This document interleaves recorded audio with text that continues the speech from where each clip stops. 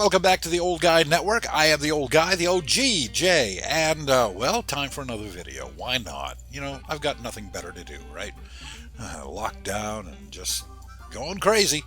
This video contains no references to toilet licking, no references to strippers delivering food to your house.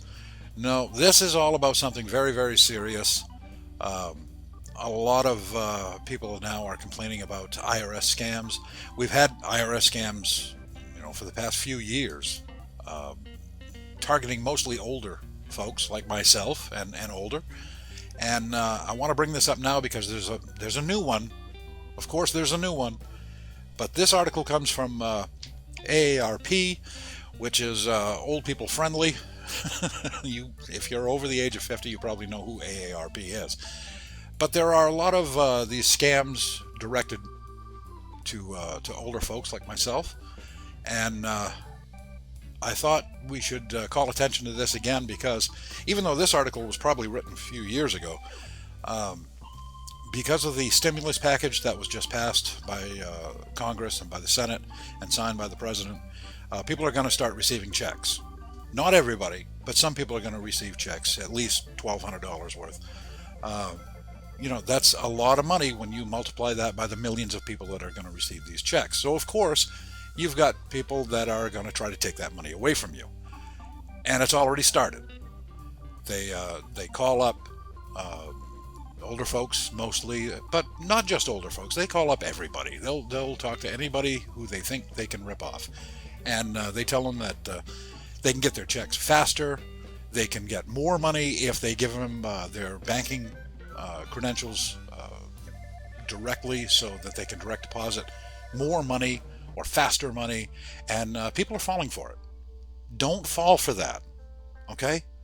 Now, I'm not going to get into the whole article here because if you want to read this yourself, just go to AARP and search for it. But the nice thing that they have here is a list of do's and don'ts and the warning signs. I'm just going to read the warning signs. It's a phone call.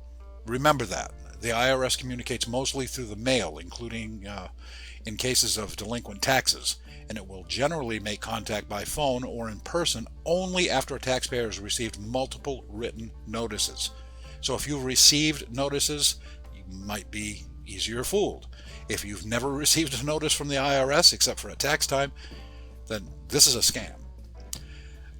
The pretend IRS officials demand immediate payment and threatens to call the police and have you arrested. These are things the IRS says it never does. I have been contacted by the IRS myself. It was many, many years ago because one of the businesses I had, when I closed it, I did not close out the business. So 10 years after I got rid of the business, they wanted to know, hey, what's going on? Do you owe us hundreds of thousands of dollars? They sent me, I guess, messages. They sent me letters in the mail, but I had moved around so much, I never got them. And so I know how, and the guy had never said, oh, we're going to arrest you and all this. No, they don't do that. Never. So here's the do's and don'ts. Do hang up immediately, unless you have reason to think you actually owe taxes. If you haven't received any messages, any mail, then just hang up the phone. Do forward any unsolicited emails in which someone claims to be from the IRS or the Treasury Department. And you can direct those to phishing@irs.gov. That's phishing with a PH, not an F. And don't click on any of the links or open any of the attachments. Do consider filing a fraud alert or freezing your credit with the 3 major credit reporting bureaus if a scammer knows part of your Social Security number. That's a really big one. Don't give your Social Security number, even parts of it, because they can actually retrieve the rest of it if they have that much information. Do ask for identification. If you're visited by somebody claiming to be from the IRS, actual employees carry 2 official credentials. That's important to remember, 2, not just a little card, but they have a pocket commission and an HSPD-12 card. It's a standard ID for federal workers, and an IRS employee will provide on request a dedicated agency phone number for you to verify the information on the card. So those are the do's. The don'ts, which are very important. Don't provide or confirm personal or financial information over the phone to someone who claims to be a government official. Don't respond to a purported IRS email or text message asking for information. The IRS doesn't do that. Don't agree to pay a tax bill with a prepaid debit card or wire transfer. Scammers prefer these methods because they're difficult to trace and can be used almost anywhere. Don't give credit or debit card numbers to a caller claiming to be an IRS official. The IRS says it never asks for such information over the phone.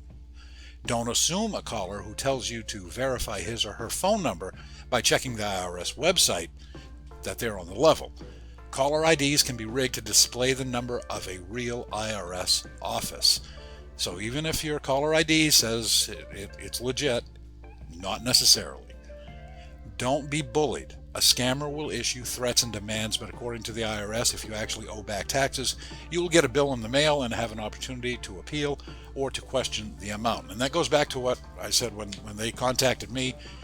They don't demand you give them money right away. They don't threaten to call the police on you or put you in jail. They just don't do that. And if somebody calls and does those things, don't believe it. It is a scam. It is nothing that the IRS is going to do.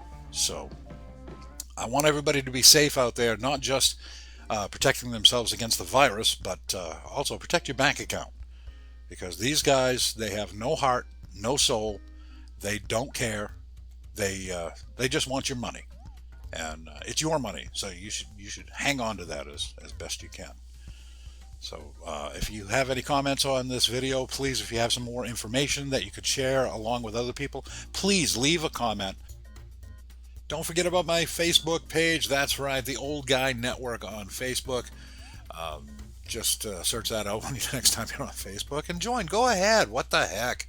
It's got all my content on here. It's got all the different videos that we've done, some memes, some mostly appropriate content, and of course, don't be surprised if you see a few pictures and or videos of Baxter, because let's face it, all I got in this world is Baxter and my cat Boot and these videos. So, no pressure. No pressure at all. Just make sure you like, share, subscribe this video. Pass it along to your friends. I'd really enjoy that. If you got 5 friends, send it to all of them. I expect that, and that would help me out. So until the next video, this is the OG, the Old Guy, and I am out.